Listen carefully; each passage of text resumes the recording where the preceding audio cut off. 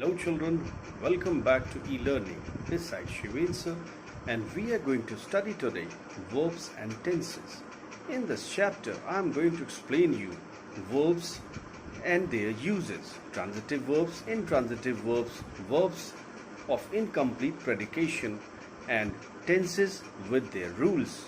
So let's start the chapter. What are verbs? A verb is a word that is used to express an action, a state, or an existence. For example, Ashok plays cricket. The water is cold. The Taj is in Agra.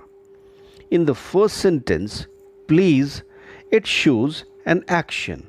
In the second sentence, the verb is, it shows the state of water. And in the third sentence, the verb is shows the existence of the Taj. Now let's study transitive verbs, intransitive verbs, and verbs of incomplete predication. Transitive verbs. The verb that requires an object to complete its sense is a transitive verb. For example, he kicked the ball. She invited all her friends to the party. In these two examples, the verbs kicked and invited, these are transitive verbs. How did we come to know that these are transitive verbs? Because after these verbs, objects are there. To find out objects, we should make a question with what, whom, or for whom to the verb. If we get the answers, it means there are objects, and if we don't get the answer of these questions, it means there are no objects. For example, if we see the first sentence, he kicked the ball. He kicked what? The answer is the ball. So we have got the object, the ball. In the second sentence, she invited whom? All her friends. So the object is all her friends. Now let's see intransitive verbs. The verb that doesn't require any object to complete its sense is an intransitive verb. For example, Jack walked slowly to the school and we traveled to London. In the first sentence, let's see whether object is there or not, and in the same way we have to make questions to find out objects. Jack walked whom? Jack walked what? Jack walked for whom? In fact, the questions are baseless here, and certainly we are not going to get any answer for these questions. It means there isn't any object in this first sentence. Similarly, in the second example also, if we make a question with what, whom, or for whom to the verb traveled, we won't get any answer, and it means the verb traveled is an intransitive verb. Now let's see verbs of incomplete predication. A verb which requires a word or group of words to complete the predicate is called a verb of incomplete predication. Such verbs are be verbs like is, am, are, was, were, appear, become, look, seem, etc. Let's see the examples. This is Rajan, my friend. Jawaharlal Nehru was the first Prime Minister of India. You look very sad today. He became a great leader. All these underlined verbs are verbs of incomplete predication, and the phrase written after these verbs are complements of these verbs. In the first sentence, Rajan, my friend, is the complement of the verb is. In the second one, the first Prime Minister of India is the complement of the verb was. Very sad today is the complement of the verb look. A great leader in the fourth sentence is the complement of the verb became. We can classify verbs into main verbs and auxiliary verbs or helping verbs. Main verbs.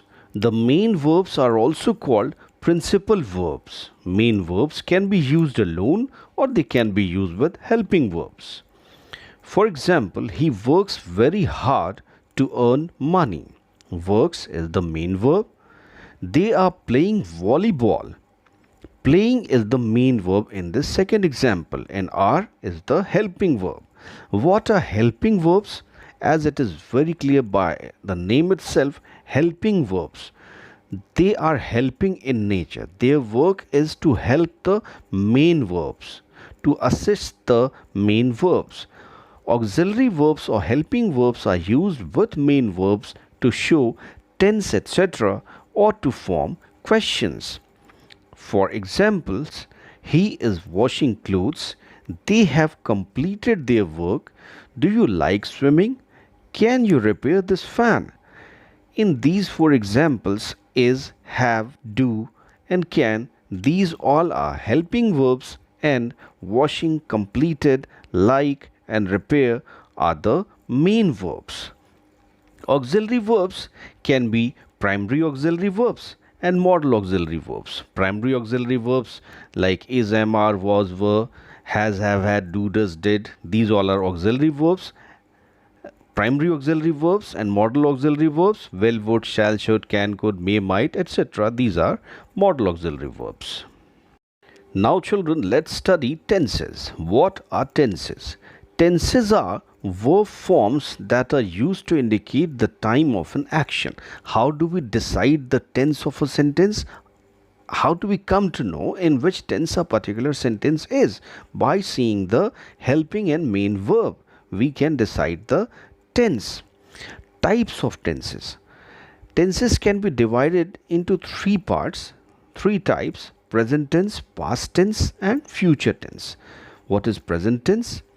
Present tense, it shows an action that is currently going on or habitually performed, or a state that currently or generally exists. For example, she is cooking food.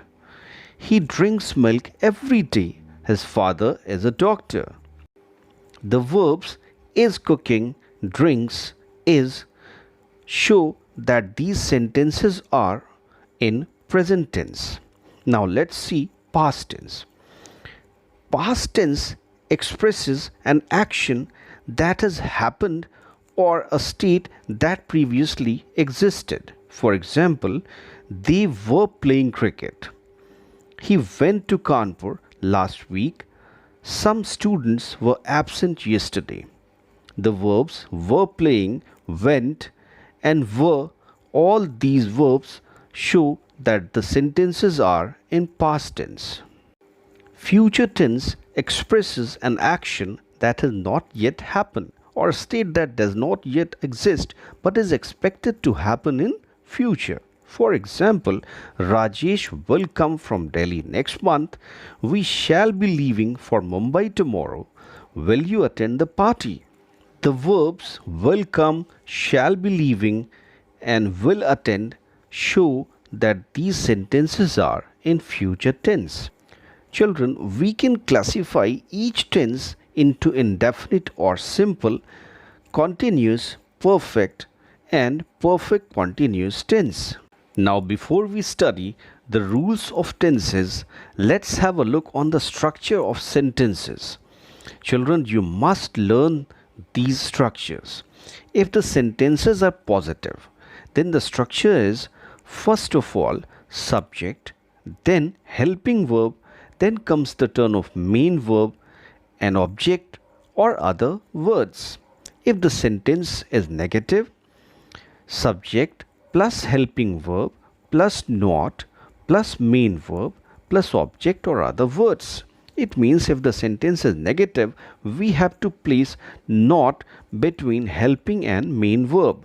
Now, if the sentence is interrogative, there are two types of interrogative sentences. The first one is yes no type question. In that case, first of all, we have to place helping verb, then subject, then main verb, and then object or other words. So what do we have to do to convert a sentence into interrogative? We have to place the helping verb before the subject. And if the sentence is a WH or H type question, in that case, we have to put the question word before the helping verb. And now the structure will be question word, then helping verb, then subject, main verb, and then objects and other words. And if the sentence is interrogative negative, again we have to place not before the main verb. Now let's see rules of tenses. First of all, present indefinite tense. If the sentence is a positive and the tense is present indefinite, then in that case we have to use s or es with first form of the main verb when the subjects are he, she, it and all the singular numbers. Or if the subjects are I, we, you, they and all the plural numbers, we have to use only first form of the main verb.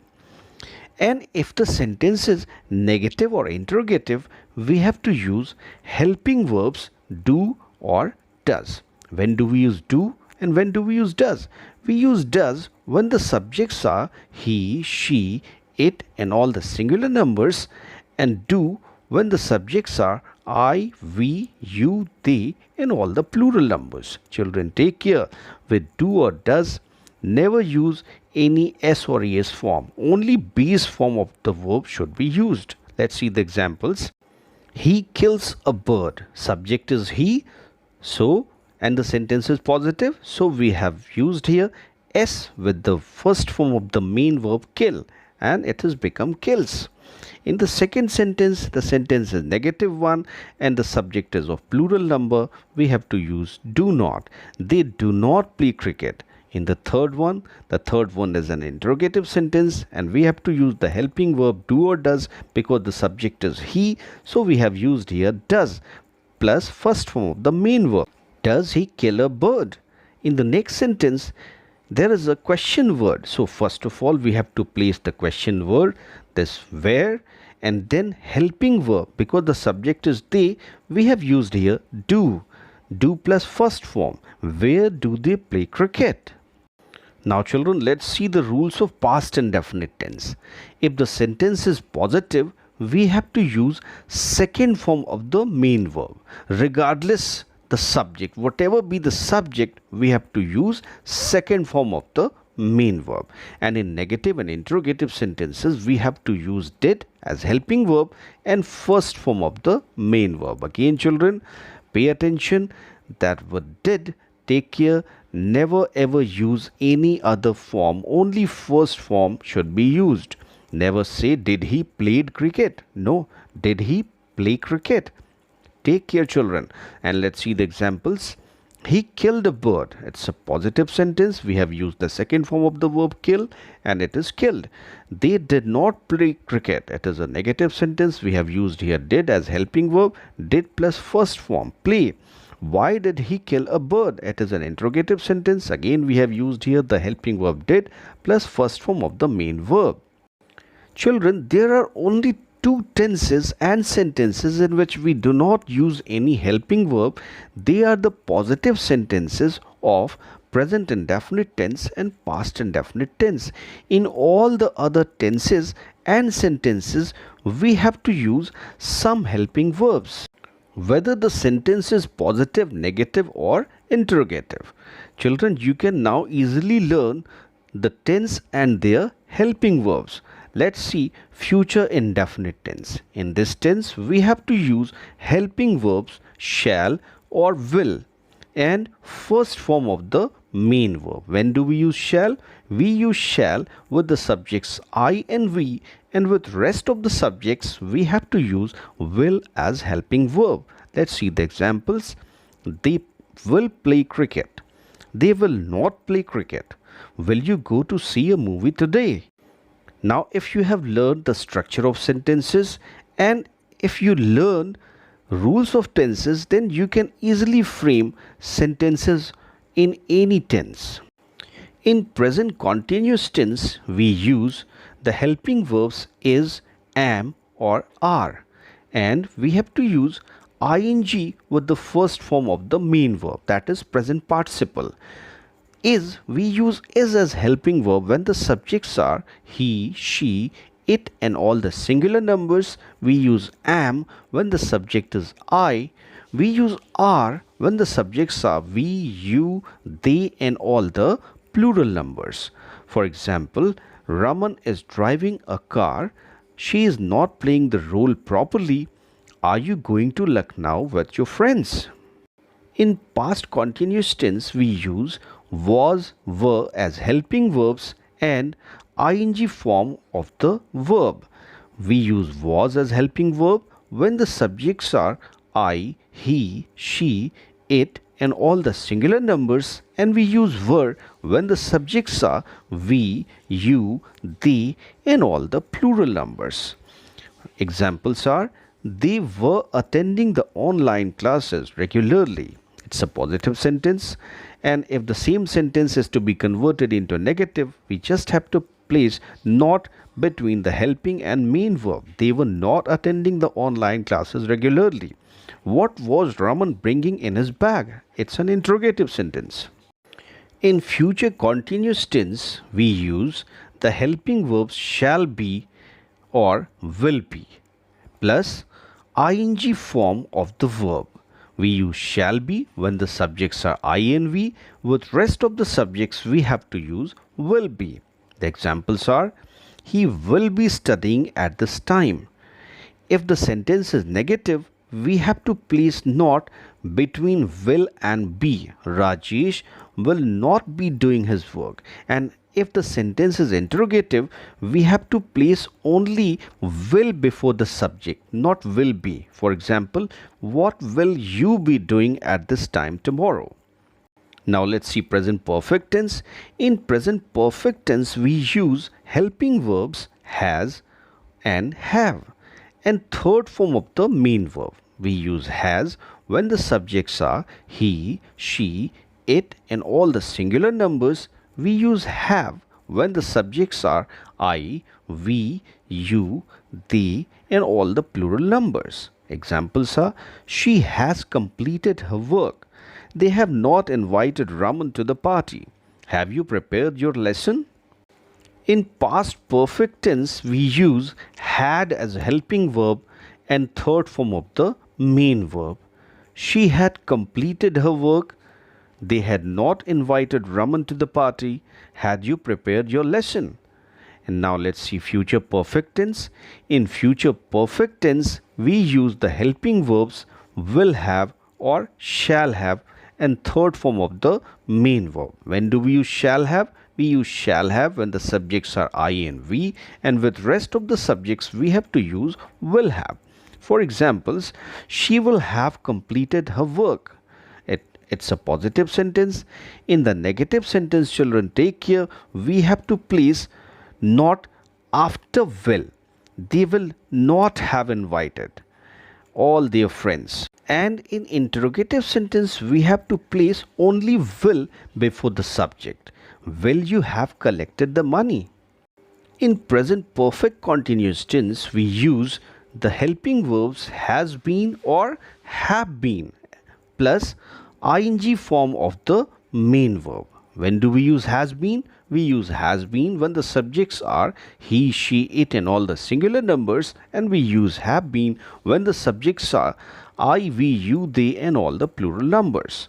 For examples, it has been raining since morning, and in the negative sentence, they have not been studying for 2 hours. Children, take care. Not should be placed between have and been. And in the same way, in the interrogative also, have should be placed before the subject, not have been. For example, have they been playing cricket since 4 p.m.? Now, past perfect continuous tense. In past perfect continuous tense, we have to use had been and ing form of the main verb. Let's see the examples. He had been distributing sweets for half an hour. Deepak had not been singing for 30 minutes. Had they been decorating the house for 4 days? Let's see future perfect continuous tense. In this tense, we use the helping verbs will have been or shall have been plus ing form of the main verb.